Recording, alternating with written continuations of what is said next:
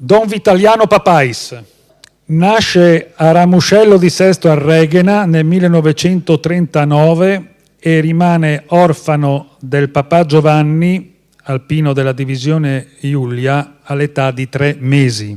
Dopo aver frequentato il seminario vescovile di Pordenone, guadagnandosi ogni anno una borsa di studio, viene ordinato sacerdote nel 1964, quindi 50 anni quest'anno di sacerdozio.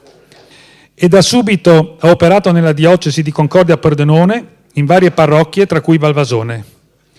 Il 13 dicembre 79 giunge a Toronto per assistere e servire la comunità italiana della diocesi di Toronto.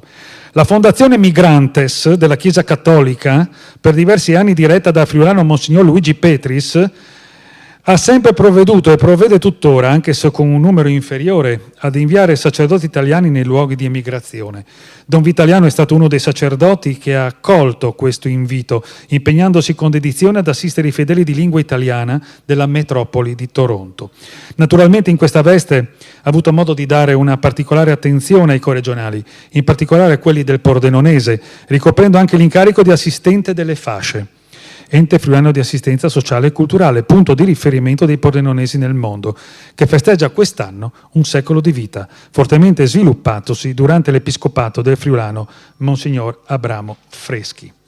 Ha fatto parte di organismi regionali e nazionali che si occupano di immigrazione, fornendo utili indicazioni derivanti dalla sua non comune esperienza nel settore dell'immigrazione. Tra le tante sue iniziative in terra canadese vanno ricordate la MICA, la MICBA, la Federazione dei Circoli Anziani e Pensionati Italo-Canadesi di Toronto, l'Unione Cristiana degli Enti per gli Immigranti di Toronto e quella di Cappellano degli Alpini.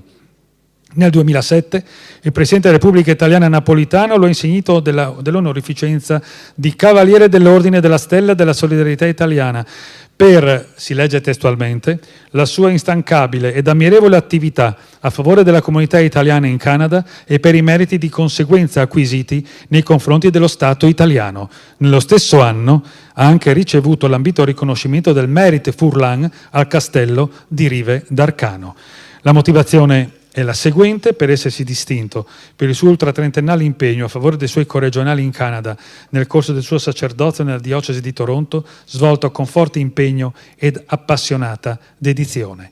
Inoltre, come abbiamo già detto, il 2014 segna per lui il 50° anniversario della sua consacrazione sacerdotale.